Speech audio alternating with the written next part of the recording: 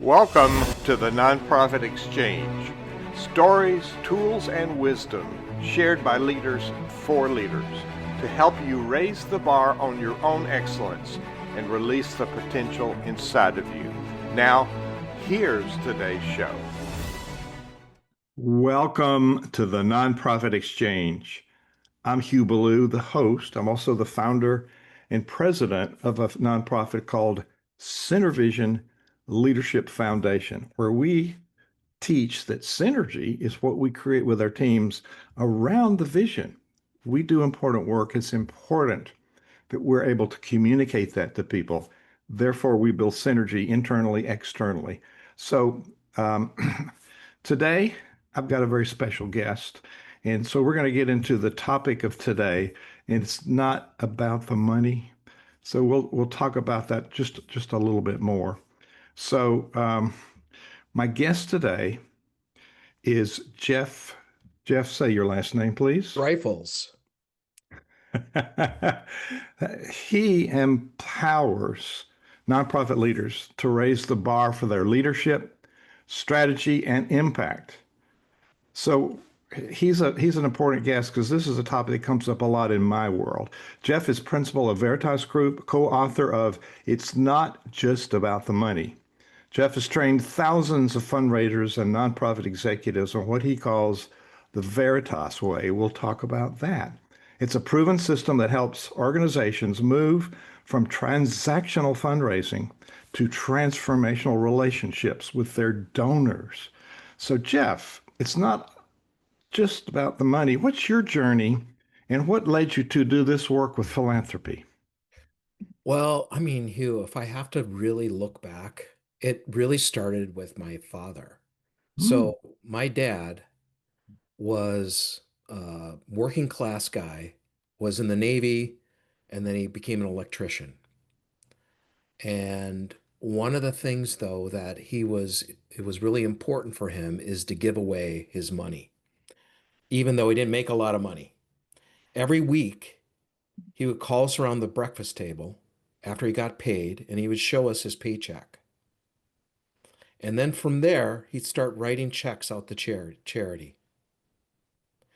And so growing up in a household where even if my dad was unemployed, he would still write out checks to charity with the unemployment check. Growing up in that kind of environment, you have to be philanthropic yourself. And so you know, I modeled that behavior as a young kid, young adult. And as far as my working in the profession, it kind of happened just because there weren't any teaching jobs in Philadelphia when I needed one. And so I reached out to a nonprofit and asked them if they had any jobs, and they did, and it was around fundraising. And I said, well, I don't know anything about fundraising, but I'll learn. And they said, okay, we will hire you. We love your attitude. Learn about fundraising and you can do that. You can have the job. And so that's what I did. I worked my first 6 years with one organization, small little nonprofit in Philadelphia. And I made a lot of mistakes, but I learned a lot of things.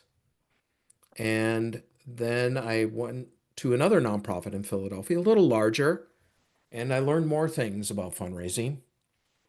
And after a couple of years there, I got hired by an agency that works with nonprofits all over the country, out of Seattle, worked with large nonprofits, and we did their direct response fundraising, all, the email, letters, radio, television, anything to help elicit an immediate response from donors, to build donor bases and to cultivate those donors.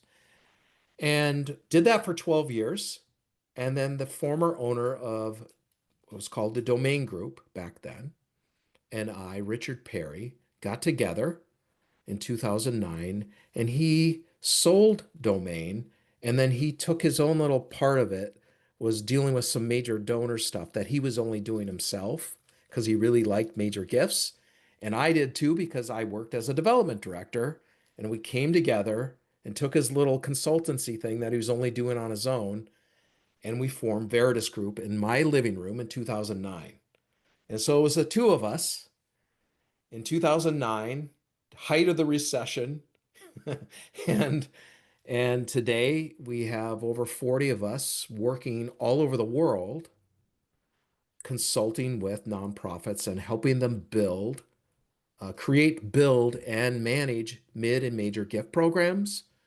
And we also have an online training program called Veritas Group Academy that has trained over 6,000 fundraisers all over the world in how to do mid and major gifts.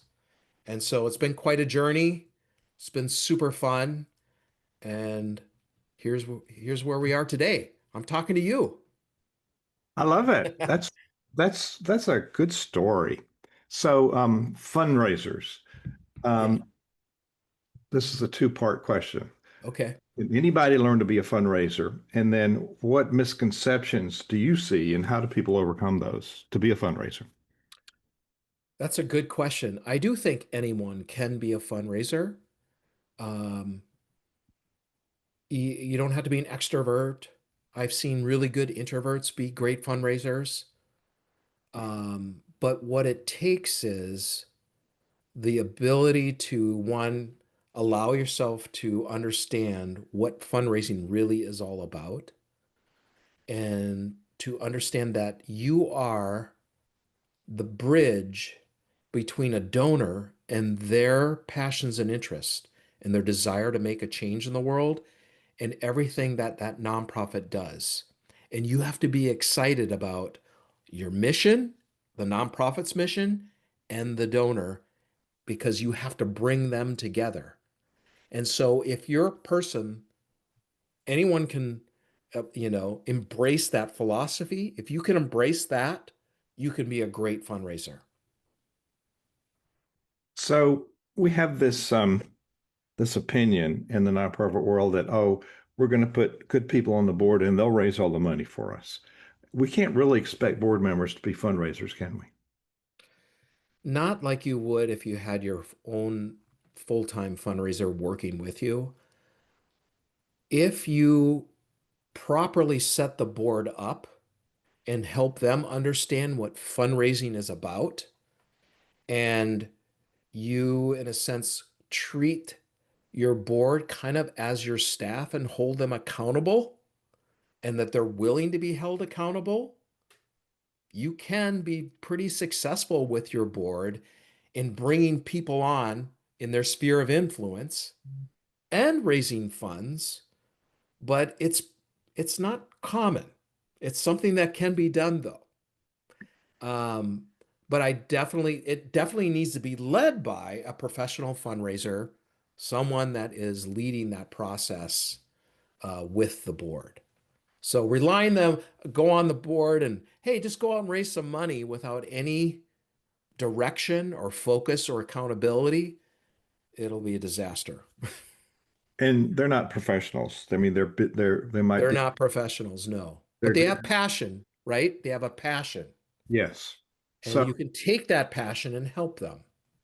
this is a leadership issue. So you get somebody to come on the board. There's defining expectations. So there's two parts of this. Yeah, Clearly defining your goal and their expectations in that goal. that's right. And there's a covenant relationship here. So from the beginning, you want to define those expectations, That's right. and you want to let them do what you ask them to do. We tend to get in the way, don't we, as leaders? We do, and we don't give great direction. So a lot of times nonprofit boards, when someone comes onto the board, no one's talking to them about what their expectation around fundraising is. Many times they're saying, well, you're expected to give. That's one thing. But if we really want them to fundraise, have really clear expectations, and they have to be trained properly, That's the right? second one, Yeah, education. I mean, people are going to resist what they don't understand, right? that's right. I've seen boards who have been really disgruntled with the process because they never had anyone come to talk to them really about what the expectation is around them fundraising or them bringing in people in their sphere of influence. And, but it can be turned around when someone comes in and says, here's a guide. Here's what we do. Here's how we do it. Here is why we fundraise. And here is the expectation of you as a board member. And we're going to walk with you on this and hold your hand through this and guide you. And you're going to be great. And here, so you give them that vision. And when you've done that, boards react so well to that because they really want to know, what can I do? A lot of, people on the boards are like, just tell me what to do. I want to do something. And they have to know the purpose and the ultimate goal. So you are so right. We are not very clear. We want to blame people when they don't do what we want, but we haven't been clear. Oh, that's the first question I ask you when fundraisers come to me and say, our board doesn't do anything. They're not going. I said, okay, what have you done to help bring them up and train them and inspire your board to do this? Oh, you're right. We didn't do that.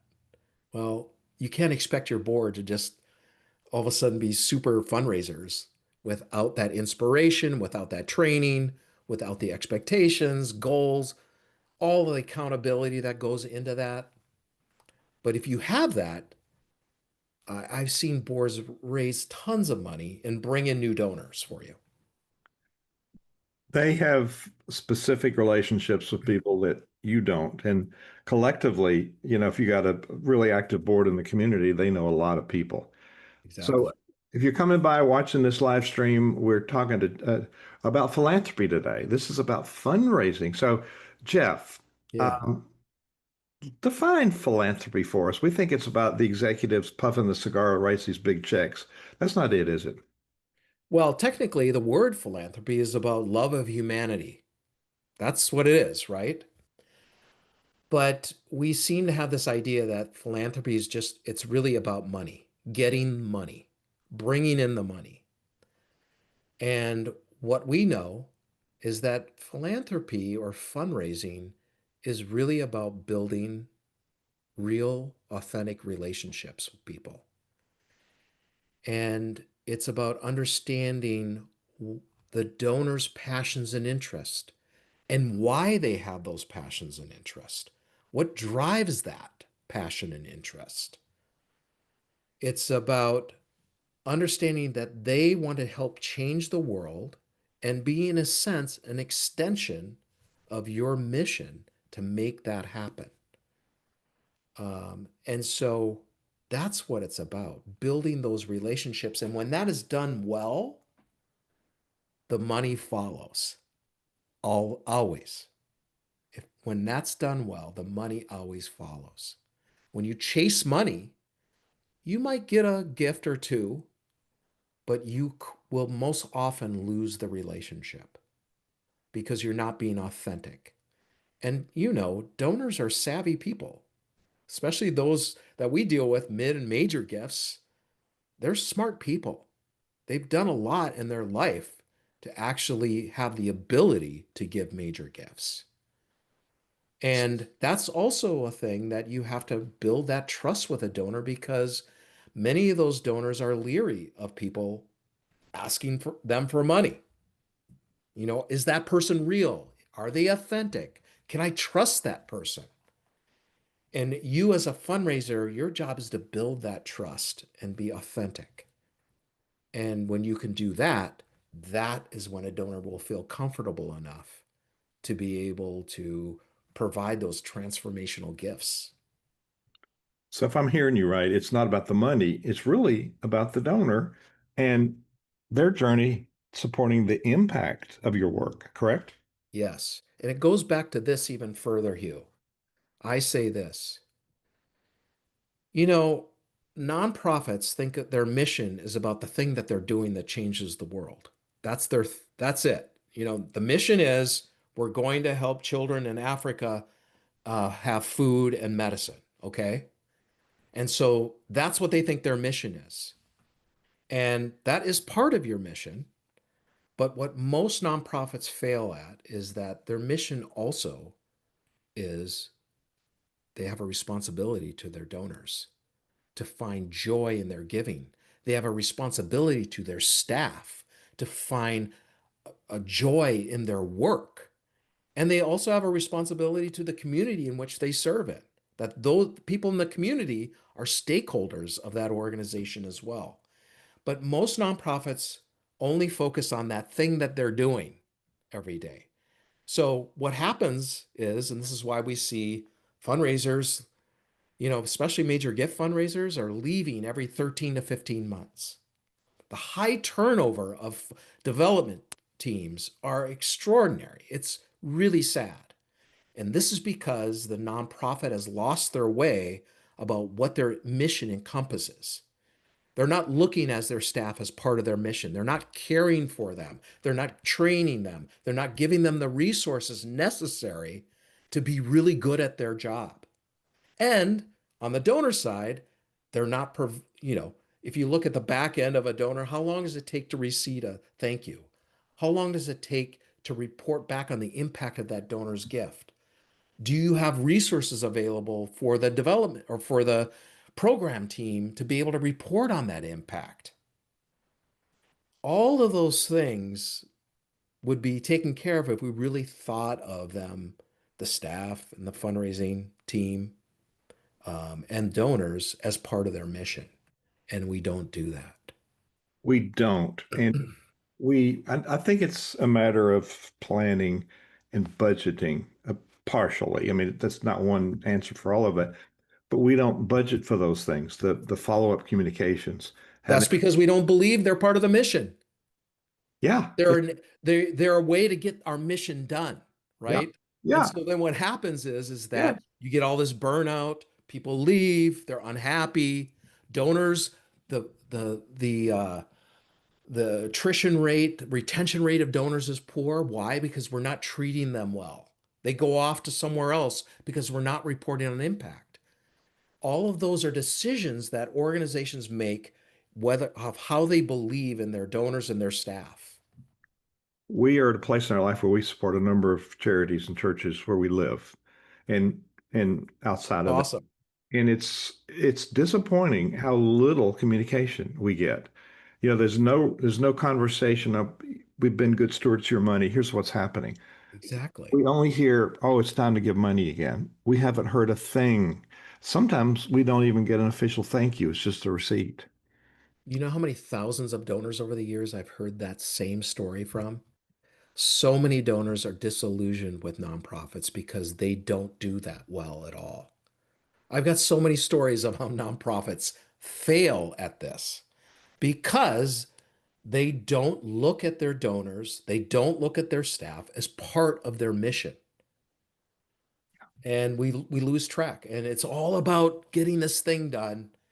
And so what gain is it to change the world if you're burning out your staff? you know, and not taking care of your donors well. We lose our way. You talk about transactional, Yeah. transformational. How do you help people make that shift? Yeah. First of all, not all transactional gifts are bad. So, for example, many times nonprofits send out direct mail pieces or emails in an effort to acquire new donors. And they might get a $25 gift or a $50 gift. I would say that kind of giving is transactional. Yes, the donor is feeling something, right? But they don't know everything about the organization. They feel in that moment, hey, I want to make a gift. And that's a transactional gift. It's not something that's going to change that donor's life necessarily, or the organization's, right? That $25 gift is not necessarily going to like take them to a different level. But that's okay. You need to your idea is to bring as many donors, cast the net wide, and then at that time, that's your opportunity to start to build the relationship with the donor. And over time, as donors give more, that relationship can change. And what most nonprofits don't do well is they don't have a mid-level program. So a donor starts giving, let's say, $500 a year, $1,000. They're usually being treated like a $10 donor. And so that's frustrating for a donor. They don't hear from the organization much except for asking for money. A mid-level program where you have a rep, just like a major gift rep, but they have more donors in their portfolio, changes that relationship with the donor for the first time. It's like, hey, we noticed how generous you've been, and we want to get to know you. And you start to reach out to that donor personally. That changes the relationship. And then let's say that donor starts giving bigger gifts and you move them into the major gift area where now somebody is working with them one to one, where a major gift officer only has a portfolio of 150 donors at max. Mhm. And they're talking to donors and they're visiting them, and that donor's getting reports on how their giving is making an impact. That major gift officer knows who that donor is, why they give. And you, as the donor, love it because you want to feel known. And if you're a really good major gift officer, you're making your donors feel known. And so that's that's where the transformation really comes. The gifts where, for the donor, and again, the donor could be transformational. A $10,000 gift for a donor could be transformational for them. Depends on how much, it could be $1 million, it could be $80 million. That could be transformational. But those only happen when you start building that relationship with the donor one to one. And you pay attention. Having led boards and inside organizations and seeing the joy that donors have when Yeah, their gift is manifest like in a symphony. it's amazing. They're happy to be a donor. Yes. So psychologists talk about a money shadow. So we get all hung up with our hang-ups. We get stuck on our hang-ups about money, and we Yeah. forget there's a joy in giving. That's a huge piece. Think about it. Hmm. Somebody has worked really hard to earn that money, and they Hmm. have a whole story on their whole career. And over that time, they develop interests and passions about something. And part of what they want to do is give away some of that hard-earned money to help make the world a better place that aligns with those interests and passions. It's a beautiful thing. I've been on the other side of that. I get it now. I didn't get it before. So I've been one of those people that been hung up. So you talked about major giving in mid-level, and then there's just your basic donors. All three of those are important, aren't they? Absolutely. Yes. We need to treat all of our donors well. But we also have to be realistic with how much we're spending to cultivate those donors too, right? So you wouldn't spend the same amount of money on cultivating a $25 donor as you would a $1,000 donor, or a $1,000 donor as much as you would a $100,000 donor.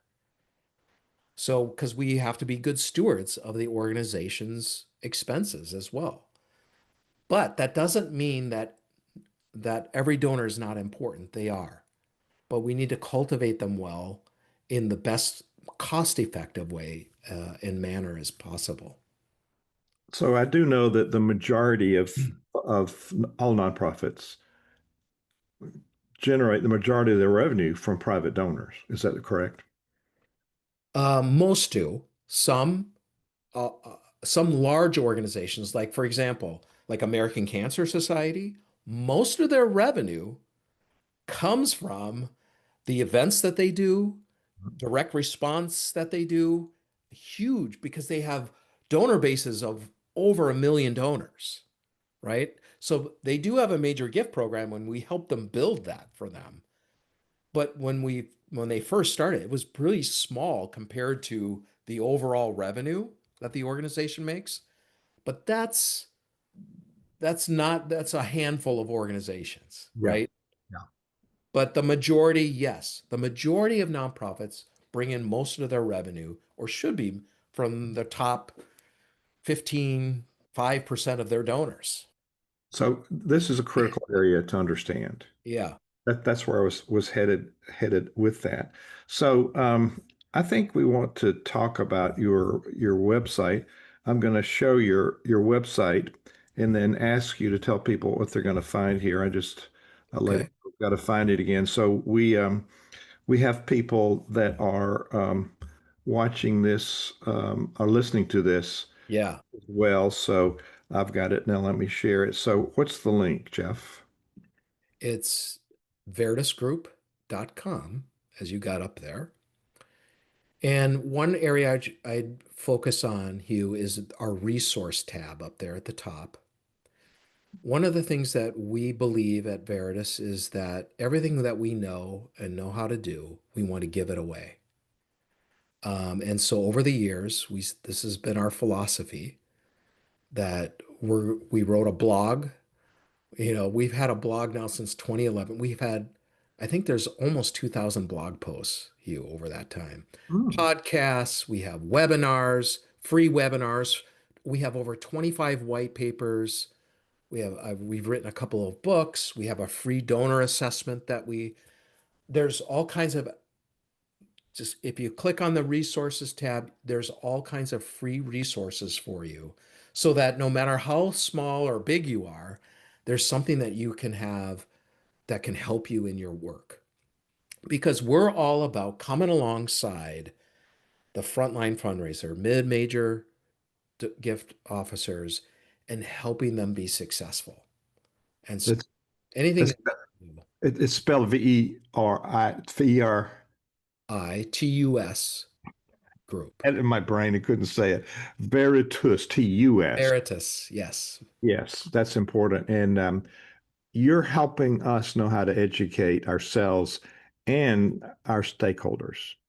yes, exactly. So, for people listening today, what's the first two or three actions they can take to create a donor-centered culture? Well, I would say the first thing is really to get in the leader's heart and head that they want to create an organization that holds their mission, not just a thing they're doing every day that's changing the world, but also that they embrace the idea that their staff and their donors and the community they're serving are all part of their mission. That's number one. So get your head and heart right about this. And then understand from a fundraising perspective that donors are key stakeholders and that everything that you're doing is about bringing them in as partners to help you fulfill the thing you're doing every day that's making the world a better place. And so that means you're bringing the whole team together to understand from finance, from the program people, the role that donors play in that organization and why it's so important to care about our donors. And then the final thing I would say is making sure as a leader that you allow the time and space to make that happen for mid and major gifts. It takes 2 to 3 years if you're really starting from scratch to really build that program. And many times nonprofit leaders are stressed out because they feel like they've got to, if they're going to do something new, they've got to see a return right away on it. That's not going to happen overnight. There'll be some wins that you have. You'll start talking to donors and they'll send you a check wow, that's great. But sustained, it's going to take time to build relationships with donors, develop their trust, and you need to allow space and time for that to happen. Jeff, thank you so much for sharing your wisdom and your insights today. You've given me and all of our audience powerful reminder that fundraising it's just not about chasing dollars. It's about inspiring generosity I'm getting from it and building relationships and building trust and building excitement with people who are supporters. To our audience, we teach leadership as influence. This is a powerful example of how leaders influence others to respond, but it's about empowering ourselves. You want to know more about Veritas? It's Veritas Group.com. And then you can find these episodes at thenonprofitexchange.org. nonprofitexchange.org. This is Hugh Ballou for Center Vision. This is where leaders transform vision into reality. Jeff, it's been great having you as the guest today. Thank you. Thank you so much, Hugh. It was really fun. Thank you for watching The Nonprofit Exchange.